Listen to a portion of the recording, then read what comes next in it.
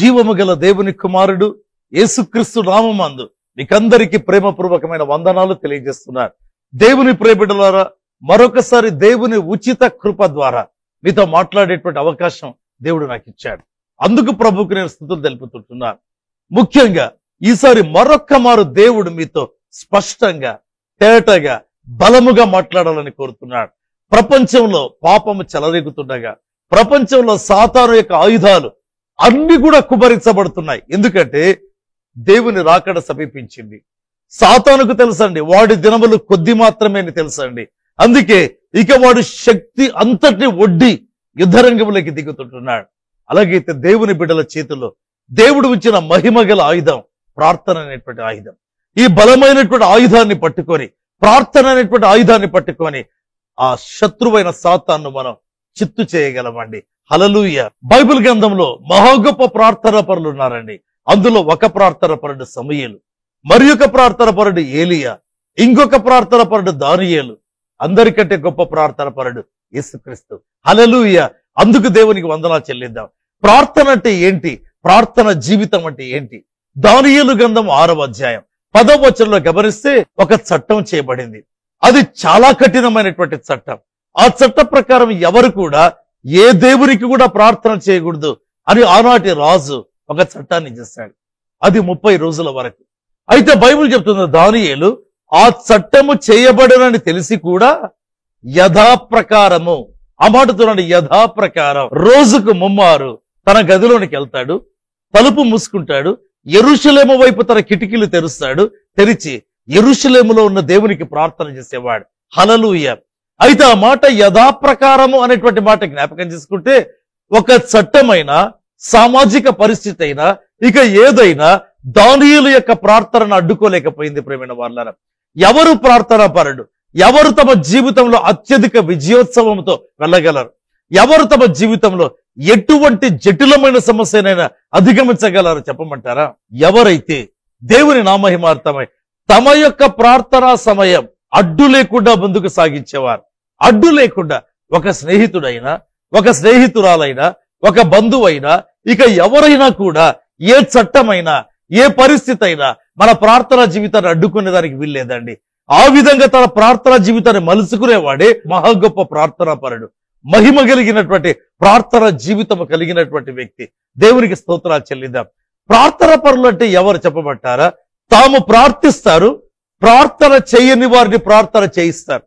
తాము ప్రార్థన చేస్తారు, ఇతరులను ప్రార్థన చేసేట్టుగా ప్రేరేపించేటువంటి వారు. ప్రియమైన వాళ్ళారా, నిజమైన ప్రార్థనా పరులు, బలమైన ప్రార్థనా పరులు తాము ప్రార్థన చేయడం మాత్రమే కాదు, ఇతరులను కూడా ప్రార్థన చేసేట్టుగా చేయడం ప్రారంభిస్తారు. దానియేలు గ్రంథం 2వ అధ్యాయం 17వ వచనంలో గమనిస్తే, దానియేలు, షద్రక్, మేషక్, అబేద్నగో ఈ యొక్క ప్రార్థనా గుంపు ఉంది. ప్రియమైన వాళ్ళారా, ఈ నలుగురి ప్రార్థనా గుంపు బబులోను దేశాన్ని అల్లకల్లోలం చేసింది.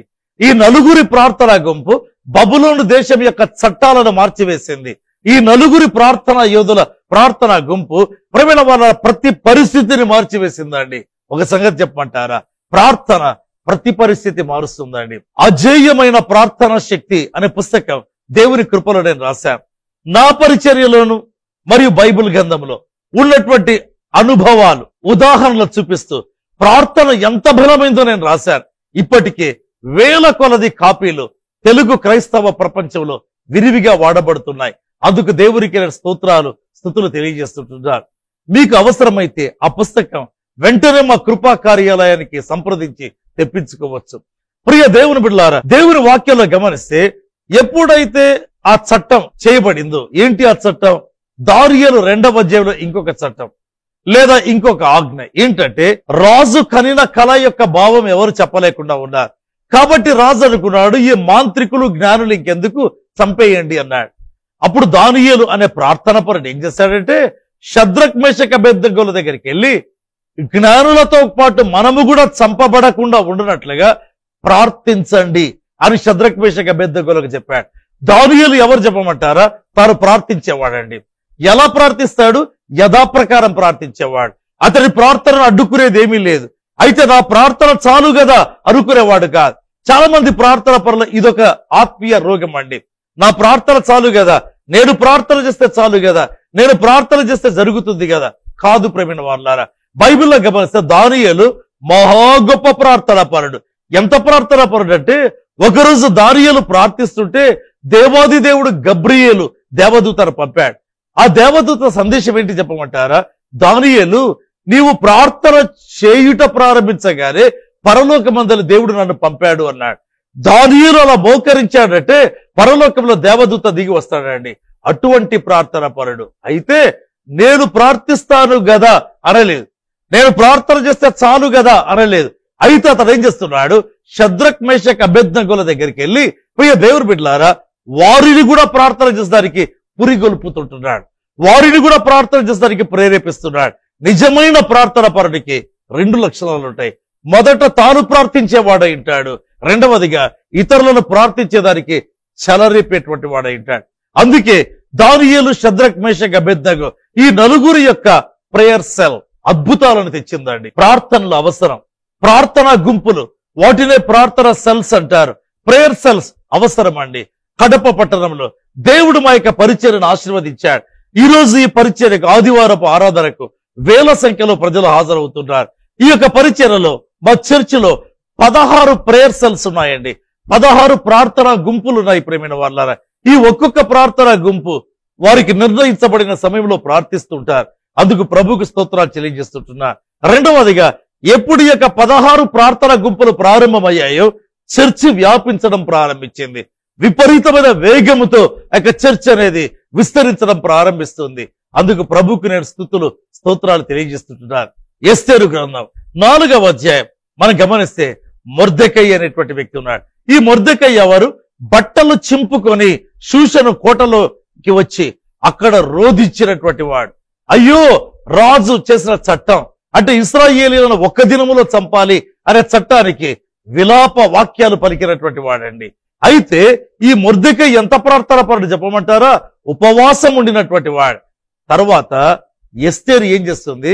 నేను కూడా రాజనగర్లోకి వెళ్ళలేకపోతున్నాను, కోటలో ఉన్న యూదులందరూ ఉపవాసం ఉండాలి అనింది. ప్రియమైన వాళ్ళారా, మొర్దెకై ప్రార్థన పరుడు, ఎస్తేరు ఉపవాసం ఉండే వ్యక్తి. ఎస్తేరు ఏమంటుంది? నేను మాత్రమే కాదు, ఈ యొక్క షూషను కోటలో ఉండే యూదులంతా ఉపవాసం ఉండాలి అంటుంది. ప్రియమైన వాళ్ళారా, ప్రార్థనా పరులు మరెక్కువ ప్రార్థన మీద ఆధారపడతారు. అదే ప్రార్థనా పరుల యొక్క లక్షణం. నేను ప్రార్థించాను కదా అనుకోను. ఒకసారి ఒక పట్టణంలో నేను ఒక హోటల్లో దిగాను. అదే హోటల్లో మరి ఒక గదిలో ఇంకొక దైవ సేవకుడు చేరారు. ప్రియమైన వాళ్ళారా, మరి ప్రజలు ఆ సంగతి తెలుసుకున్నారు. ఆ పట్టణంలో ఉండేవారు వరుసగా ప్రార్థనకు రావడం ప్రారంభించారు. నా దగ్గరికి ప్రార్థనకు వస్తారు. ఆపితప్ప ఆ దైవ సేవకుని దగ్గరికి వెళ్ళి ప్రార్థన చేయించుకుంటారు. నాకైతే చాలా సంతోషమైంది. ఎందుకంటే నా వద్దకు వచ్చిన వారు ఆ దైవ సేవకుని దగ్గరికి కూడా వెళుతున్నారు కదా అని చాలా సంతోషంగా ఫీల్ అయ్యారు. అయితే కొద్దిసేపటికి కొంతమంది వచ్చారు. బ్రదర్, మాకు కొంచెం కష్టంగా ఉందండి. ఎందుకు కష్టం అన్నారు? ఆ దైవ సేవకుడు ఫీల్ అవుతున్నాడు, ఆయన దగ్గరికి మాత్రమే రావాలి, మరి కడప నుంచి వచ్చిన ఈ దైవ సేవకుని దగ్గరికి ఎందుకు పోవాలి అని నేరుగా మమ్మల్ని అడుగుతున్నాడు అన్నారు. నాకైతే ఆశ్చర్యం అనిపించింది. ఎందుకంటే ఏ ప్రార్థనా పరుడైనా ఇతరుల ప్రార్థన మీద ఆధారపడతాడు. తన ప్రార్థన చేస్తాడు, ఇతరుల ప్రార్థన మీద ఆధారపడతాడు. మొర్దెకై ప్రార్థించేవాడు. ఎస్తేరు కూడా ఉపవాసం ఉంటుంది. ఆమె అంటుంది, మొర్దెకై, నీ ప్రార్థన నా ప్రార్థన మాత్రమే కాదు, ఈ కోటలో ఉన్న యూదులంతా ప్రార్థించాలి, ఉపవాసం ఉండాలి. ఎంత ప్రార్థనను కోరుతున్నారు, ఎంత ప్రార్థన మీద ఆధారపడుతుంటున్నారు. దేవుని ప్రియబిడ్డలారా, నిజమైన ప్రార్థన పరులు మొదట తాము ప్రార్థిస్తారు, రెండవదిగా ఇతరులను ప్రార్థించమని కోరడం ప్రారంభిస్తారు. ఈ రెండు ఉన్నటువంటి వ్యక్తి హెల్తీ ప్రేయర్ లైఫ్ కలిగిన వ్యక్తి, ఆరోగ్యకరమైనటువంటి ప్రార్థనా జీవితం కలిగిన వ్యక్తి.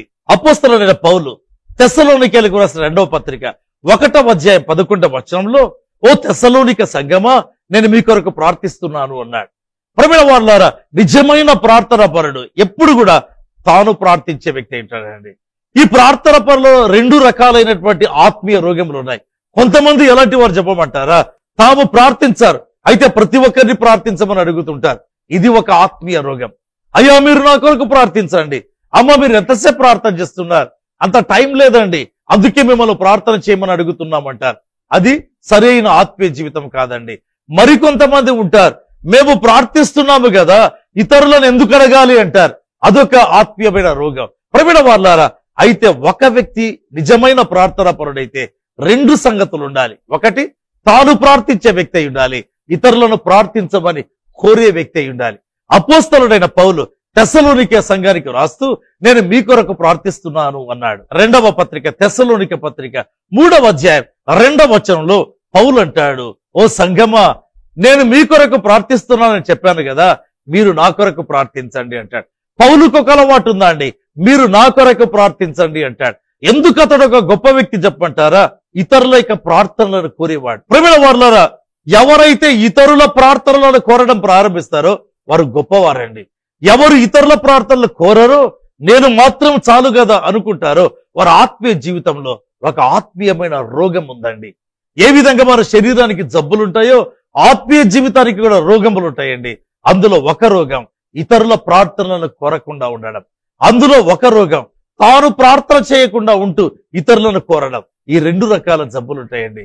అయితే అపోస్తలుడైన పౌలు అంటాడు కదా, తాను ప్రార్థిస్తున్నాడు, మీరు నా కొరకు ప్రార్థించమని అని అడుగుతాడు. అసలు ఈ లక్షణం ఏంటండి? రోమీలకు రాసిన పత్రిక 8వ అధ్యాయం 26వ వచనం చూస్తే, మనము యుక్తముగా ఎలాగూ ప్రార్థన చేయవలన మనకు తెలియదు గాని ఉచ్చరింప శక్యము గాని మూలుగుల ద్వారా తానే, అంటే ఎవరు? పరిశుద్ధాత్మ దేవుడే మన కొరకు విజ్ఞాపన చేస్తాడు. హల్లెలూయా. ఎవరంట పరిశుద్ధాత్మ దేవుడు? తానే విజ్ఞాపన ప్రార్థన చేసే దేవుడు అంటున్నాడు. దేవునికి స్తోత్రాలు చెల్లిద్దామా. పరిశుద్ధాత్మ దేవుడు ఎవరండి? మళ్ళీ చెప్తున్నాడు, తానే ప్రార్థన చేసే దేవుడు. యేసు ప్రభు ఎవరండి?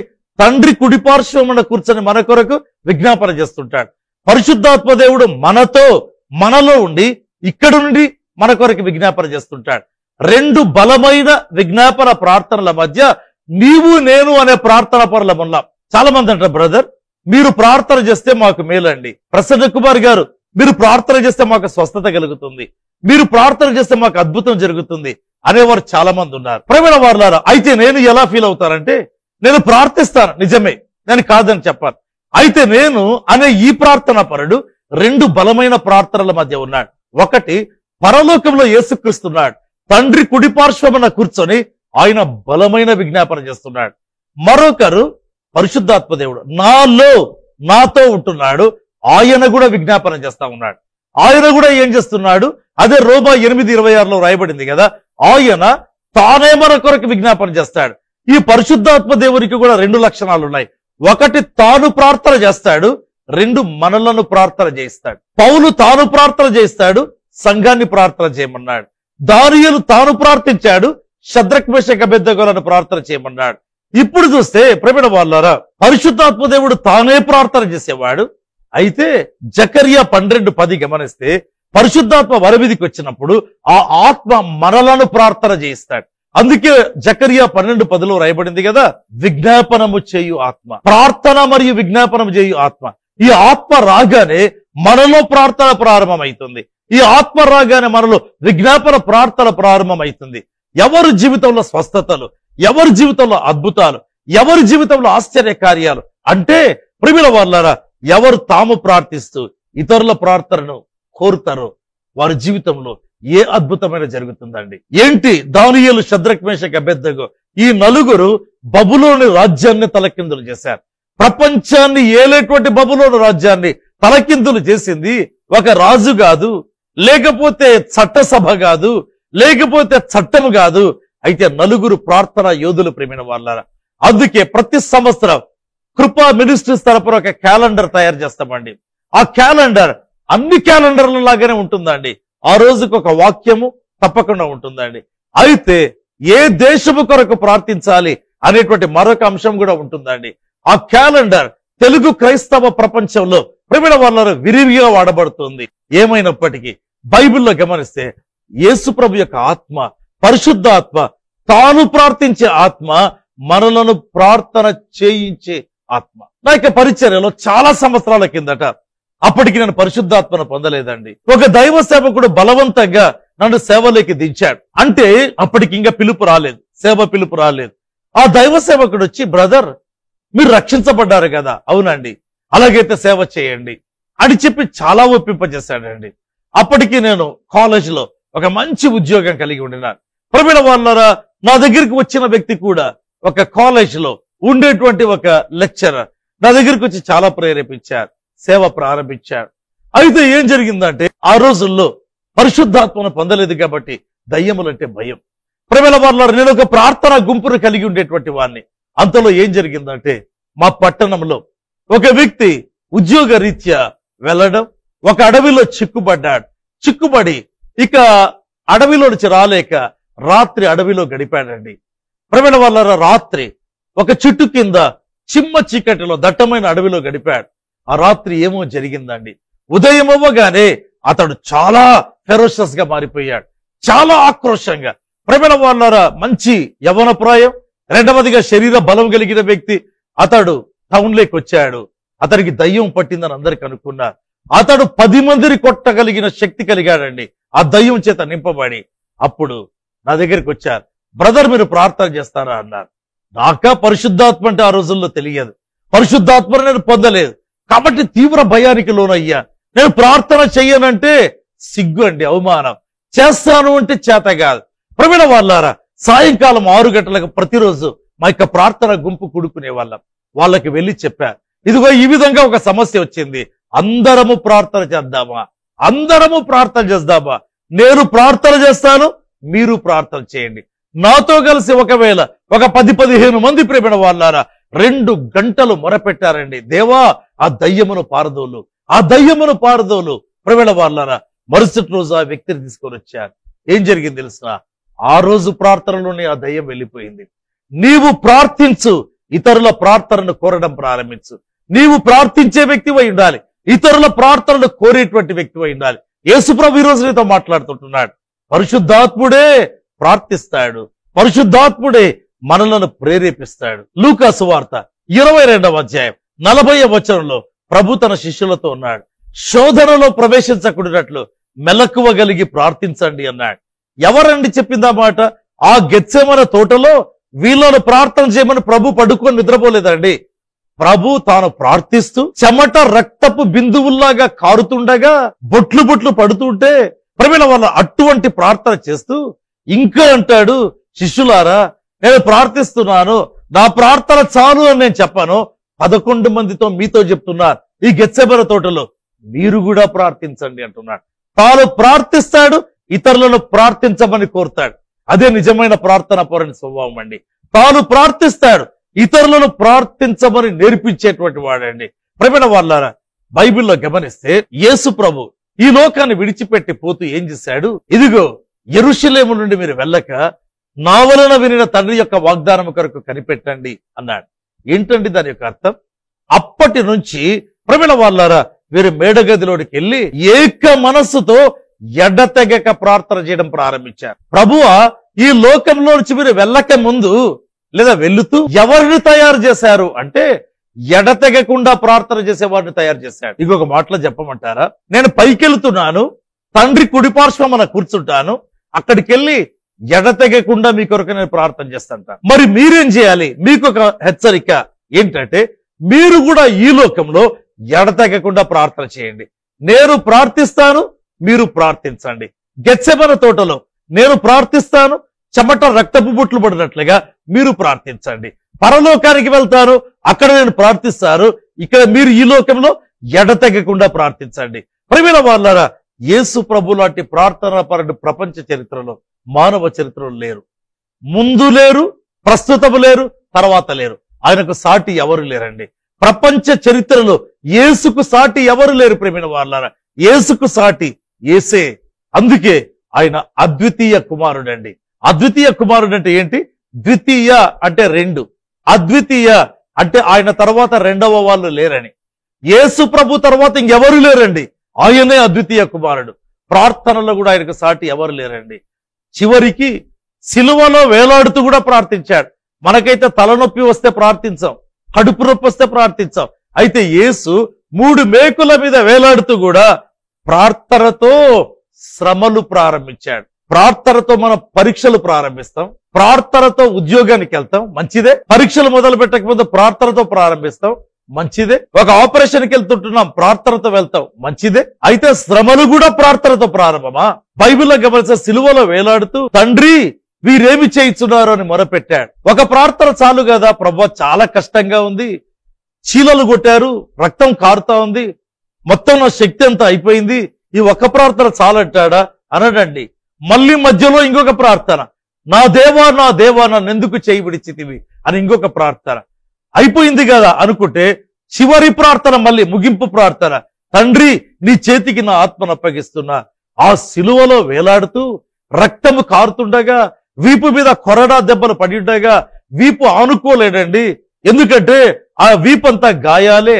అంత భయంకరమైన కష్టంలో కూడా ప్రార్థన చేసే యేసుకు సమానం ఎవరండి? ఎవరు సాటి ప్రేమైన వాళ్ళారా? అటువంటి ప్రార్థనా పరుడు కూడా శిష్యులకు చెప్తాడు, మెలకువగలిగి ప్రార్థించండి. అటువంటి ప్రార్థన పరుడు కూడా తండ్రి యొద్దకు వెళతాను, అక్కడికి వెళ్ళగానే తండ్రి ప్రక్కలోనే కూర్చుంటాను, మీ కొరకు విజ్ఞాపన చేస్తాను. అక్కడ కూడా నా పని ఏంటి? ప్రార్థన చేస్తూనే ఉంటాను. అయితే మీకు ఒక సందేశం, ఎడతెగకుండా ప్రార్థించండి. అందుకే దేవుని వాక్యంలో శిష్యులు ఆ రోజు నుంచి ఎడతెగకుండా ప్రార్థన చేయడం ప్రారంభించారు. ఏక మనస్సుతో ప్రార్థన చేయడం ప్రారంభించారు. దేవుని ప్రియబిడ్డలారా, విశ్వాసులారా, ప్రభు ఈ రోజు మనతో మాట్లాడుతున్నాడు. ఎడతెగకుండా ఏక మనస్సుతో చేసే ప్రార్థన. యేసయ్య మీరు వెళ్ళిపోతే ఎవరిని తయారు చేశారు?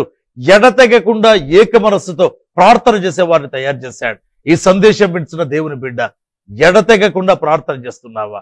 ఏక మనస్సుతో ప్రార్థన చేస్తున్నావా? విడిచిపెట్టకుండా ప్రార్థన చేస్తున్నావా? పట్టు విడవకుండా ప్రభు పాదాలు పట్టుకొని ఉంటున్నావా?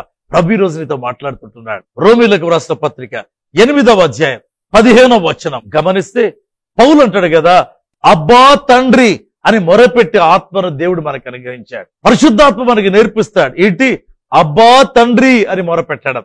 ప్రియమైన వాళ్ళారా, సమీపింపరాని తేజస్సులో నివసించే దేవుణ్ణి అనుకుంటేనే భయం అండి. ఆయన్ని చూస్తేనే భూమి ఆకాశాలు పారిపోతాయండి. ఆయన దగ్గరికి వెళ్ళి అడగగలమా మనం?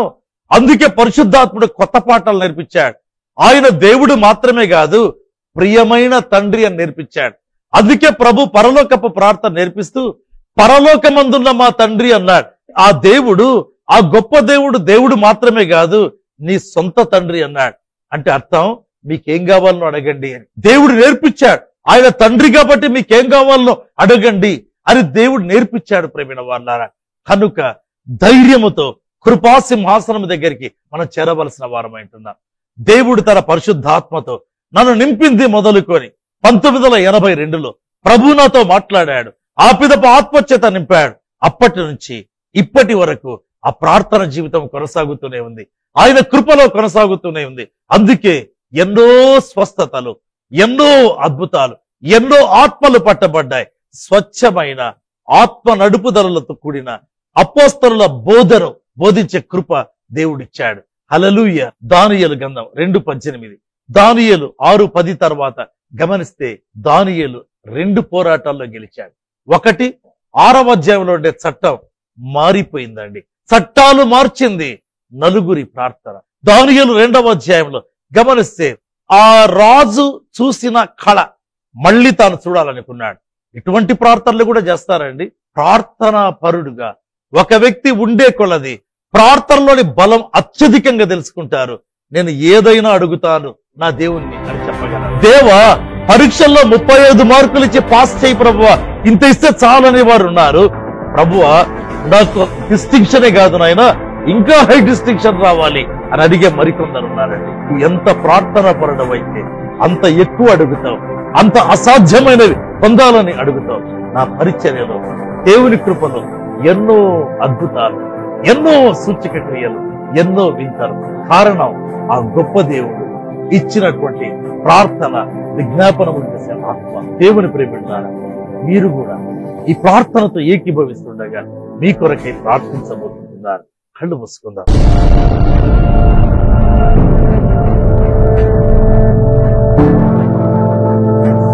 ప్రేమగల పరిశుద్ధమైన తండ్రి, మహిమ కలిగినటువంటి రాజ్య, మీరిచ్చిన సమయానికి వందనాలు. సందేశం విన్న మీ బిడ్డల జీవితాలలో ప్రార్థన విజ్ఞాపనములు చేసే మీ ఆత్మను బలముగా పంపమని అడుగుతున్నా, శక్తిగా పంపమని అడుగుతున్నా. ఇప్పటి నుంచి ప్రభువా, మీరు ప్రార్థనా పరులై అంత్య దినము వరకు నాయన పావురములాగా మూలుగుతూ యేసు ప్రభు యొక్క శిష్యుల్లాగా ఎడతగని ప్రార్థన చేసేవారుగా చేయండి ప్రభువా. మీకు వందనాలు, మీకు వందనాలు, మీకు వందనాలు. ఎవరైతే తండ్రి బాధలలో ఉన్నారో విడిపించండి ప్రభువా. ఎవరైతే పరీక్షలు వ్రాస్తున్నారో వ్రాయబోతున్నారో కరుణించి అద్భుతమైన జవాబులు, ఆసక్తికరమైన జవాబులు ప్రసాదించమని అడుగుతున్నాం. అద్భుతమైన జయం అనుగ్రహించండి ప్రభువా. వ్యాధిగ్రస్తులను స్వస్థపరచండి. ఎటువంటి వ్యాధి అయినా తొలగించండి ప్రభువా. ఎటువంటి వ్యాధి అయినా తొలగించండి నాయన. ఇదిగో తండ్రి, మెదడులో సమస్య కలిగినటువంటి మీ బిడ్డలు ఉంటున్నారు ప్రభువా. తండ్రి, వాట్ ఎవర్ ద ప్రాబ్లం, ఆ యొక్క మెదడులో ఉన్న సమస్యను మీరు చూపిస్తుంటున్నారు. యేసు ప్రభు నామందు ఆ సమస్య తొలగిపోవును గాక, ఇప్పుడే తొలగిపోవును గాక. తండ్రి, మీకు స్తోత్రము నాయన. మెదడులో సమస్య కలిగి దాని ద్వారా ముక్కు గుండా రక్తము కారే మీ బిడ్డలు చూపిస్తుంటున్నారు. యేసయ్య, ఇప్పుడే స్వస్థపరచుమని అడుగుతుంటున్నారు. ఇప్పుడే స్వస్థపరచుమని అడుగుతుంటున్నారు. మీకు మహిమ, ఘనత, ప్రభావం కలుగును గాక ప్రభువా. యేసయ్య, మీకు కృతజ్ఞత, స్తుతి, ఆరాధన తెలుపుతున్నాం ప్రభువా. మీ ఆత్మ కార్యం అధికం చేయండి ప్రభువా. ఎవరైతే ప్రభువా ఎటువంటి వ్యాధులు కలిగినా ఇప్పుడే యేసు ప్రభు నామందు ఆ వ్యాధి విడిచి బయటికి రబ్బని ఆజ్ఞాపిస్తుంటున్నారు. తండ్రి, మీకు స్తుతి, మీకు స్తోత్రం, మీకు మహిమ కలుగును గాక. పరిశుద్ధమైన దేవ, శరీరంలో ఎటువంటి కణితి ఉన్నా తండ్రి, ట్యూమర్, అల్సర్, ఫైబ్రాయిడ్ ఉన్న, సిస్ట్ ఉన్న, యేసు నామమందు బయటికి రమ్మని ఆజ్ఞాపిస్తుంటున్నారు. విడిపోయిన కుటుంబాలు కలుసుకొందురుగాక యేసు నామమందు. అక్రమ సంబంధాలు తెగిపోవునుగాక యేసు నామమందు. తండ్రి, వ్యభిచార మనస్సు, వ్యభిచార జీవితం ఆగిపోవునుగాక, తొలగిపోవునుగాక యేసు నామమందు. ఎవరైతే పరిచర్యకు తమ కానుకలు ప్రతి నెల పంపుతున్నారో వారిని బ్లెస్ చేయండి. సమృద్ధి అయిన దీవెనలతో నింపండి ప్రభువా. మీకు స్తుతులు తెలుపుతూ యేసు నామమందే అడుగుతున్నాము తండ్రి. ఆమేన్.